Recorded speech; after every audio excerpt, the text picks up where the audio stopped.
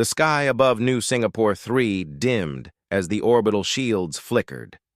An eerie silence stretched across the city, the kind that only comes when millions of people hold their breath at the same time. Susan Hale stood on the edge of the rooftop landing pad, her gaze fixed upward. The stars were being blotted out one by the metallic swarm descending from the void. The Korvath Armada, known throughout the galaxy for merciless subjugation, was here at last. Behind her, Evan Drake jogged up the stairs, helmet tucked under his arm. His uniform bore deep scorch marks from the last ground training simulation, but his expression was calm, almost frighteningly so. He had always carried Earth's legendary reputation with casual confidence, a descendant of those who survived the unification wars, the famines, and the age of rogue AIs.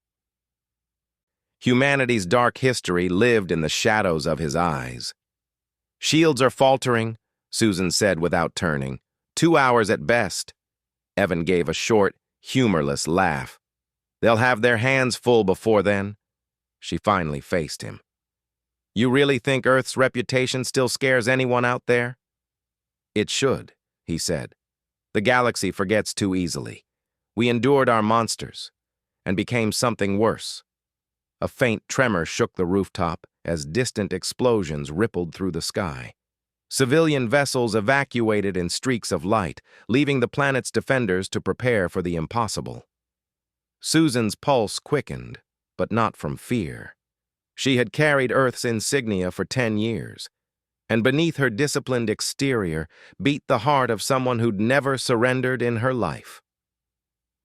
"They want us to beg for mercy," she said quietly. Evan's expression hardened. "Then they clearly don't know who they're dealing with." Hours later, the command center buzzed with frantic activity.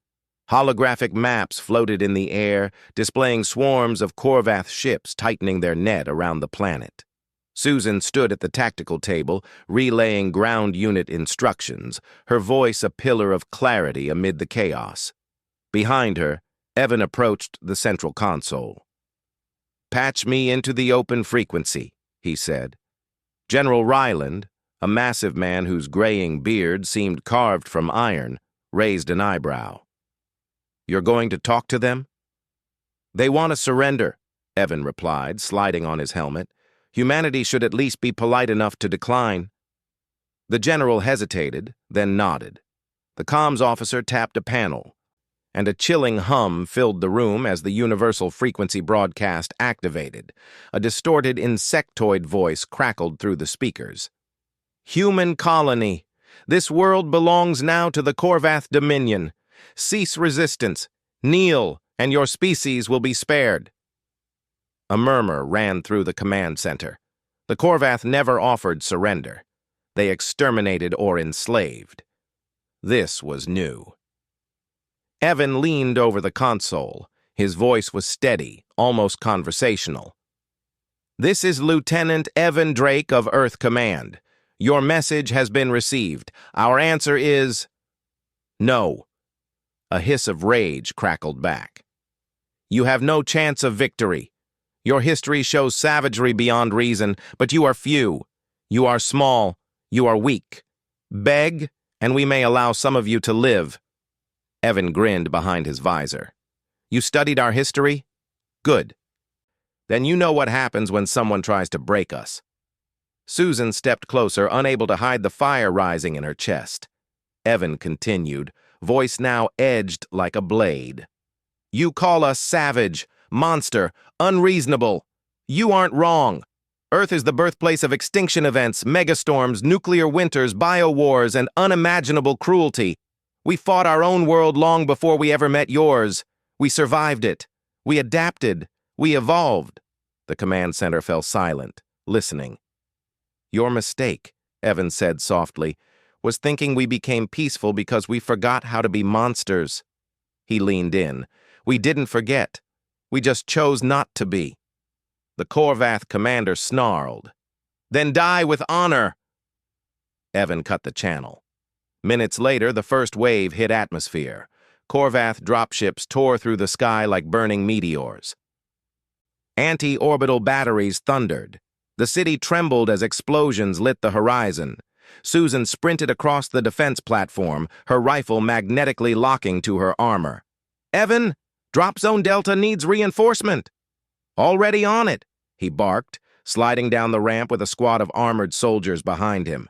They moved like a force carved from Earth's oldest legends, calm, methodical, fearless. The Korvath had expected panic. Instead, they found something far worse. They found humans who refused to break. The first drop ship cracked open like an iron egg, releasing spined warriors that screeched through mandible-lined jaws. Susan vaulted a barricade, firing controlled bursts. Each shot found its mark.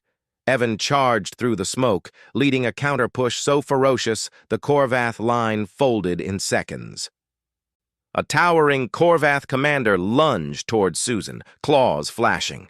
She sidestepped, slammed a shock blade into its joint, and fired point-blank into its thorax. The creature collapsed, twitching violently. Evan glanced at her from the corner of his eye. "You good?" "Better than good," she said, reloading. "Let's remind them why the galaxy leaves Earth alone." The battle stretched across hours that felt like days. Streets that once shined with neon light were now shrouded in smoke and fire. Still, humanity held. At dusk, the sky blazed as Earth's hidden orbital cannons, ancient forbidden weapons, powered up. Only a handful of commanders knew they existed. Even Susan stared upward in stunned silence. Evan's voice crackled through the comms. "Korvath flagship locked. Firing sequence initiated." A pillar of white fire erupted upward, tearing through clouds, atmosphere, and into the void. Moments later, the flagship, the massive vessel leading the entire invasion, split apart like a dying star. Across the planet, Korvath forces faltered.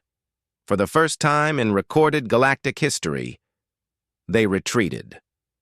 Hours later, smoke drifted through the quiet streets. The human defenders, bloodied, exhausted, stood victorious. Susan sat on the steps of a shattered transport bay, helmet beside her, staring at the dimming fires. Evan approached slowly and lowered himself beside her. "You did good today." "So did you," she replied, nudging him lightly. "Your speech was dramatic." "Had to live up to the old Earth myths somehow." Susan looked at him. "We're not monsters, Evan." "Maybe not," he said. "But when someone threatens our home, we become exactly what we need to be." She exhaled, head resting briefly on his shoulder. Above them, the stars returned, one by one, no longer blotted by invaders, but shining down on the monsters of Earth. Monsters who fought for the right reasons. Monsters who protected their own. Monsters who responded when the galaxy begged for mercy. And this time, humanity answered.